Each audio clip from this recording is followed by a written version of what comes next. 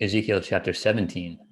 And the word of the Lord came to me, saying, Son of man, pose a riddle, and speak a parable to the house of Israel, and say, Thus says the Lord God, a great eagle, with large wings and long pinions, full of feathers of various colors, came to Lebanon, and took from the cedar the highest branch. He cropped off its topmost young twig, and carried it to a land of trade. He set it in a city of merchants. Then he took some of the seed of the land, and planted it in a fertile field. He placed it by abundant waters. He set it like a willow tree, and it grew and became a spreading vine of low stature. Its branches turned toward him, but its roots were under it. So it became a vine, brought forth branches, and put forth shoots. But there was another great eagle, with large wings and many feathers, and behold, this vine bent its roots towards him, and stretched its branches toward him from the garden terrace where it had been planted, that he might water it. It was planted in good soil by many waters, to bring forth branches, bear fruit, and become a majestic vine. Say, Thus says the Lord God, will it thrive? Will he not pull it up its roots, cut off its fruit, and leave it to wither? All of its spring leaves will wither, and no great power or many people will be needed to pluck it up by its roots. Behold, it is planted. Will it thrive?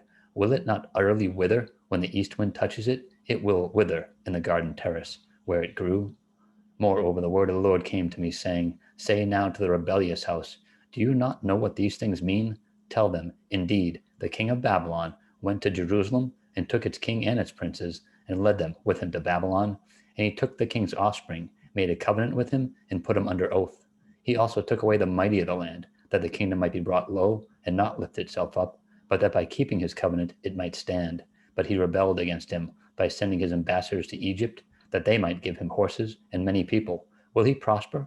Will he who does such things escape? Can he break a covenant and still be delivered? As I live, says the Lord God, surely in the place where the king dwells, who made him king, whose oath he despised, and whose covenant he broke, with him in the midst of Babylon, he shall die. Nor will Pharaoh, with his mighty army and great company, do anything in the war, when they heap up a siege mount and build a wall to cut off many persons, since he despised the oath by breaking the covenant, and in fact gave his hand and still did all these things. He shall not escape. Therefore thus says the Lord God, As I live, surely my oath which he despised, and my covenant which he broke, I will recompense on his own head. I will spread my net over him, and he shall be taken in my snare. I will bring him to Babylon, and try him there for the treason which he committed against me. All his fugitives with all his troops shall fall by the sword, and those who remain shall be scattered to every wind. And you shall know that I, the Lord, have spoken. Thus says the Lord God, I will take also one of the highest branches of the high cedar, and set it out.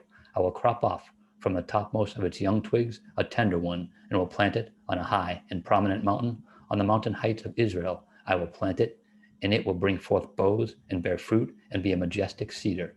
Under it will dwell birds of every sort, and in the shadow of its branches they will dwell. And all the trees of the field shall know that I, the Lord, have brought down the high tree, and exalted the low tree, dried up the green tree, and made the dry tree flourish. I, the Lord, have spoken it, and have done it.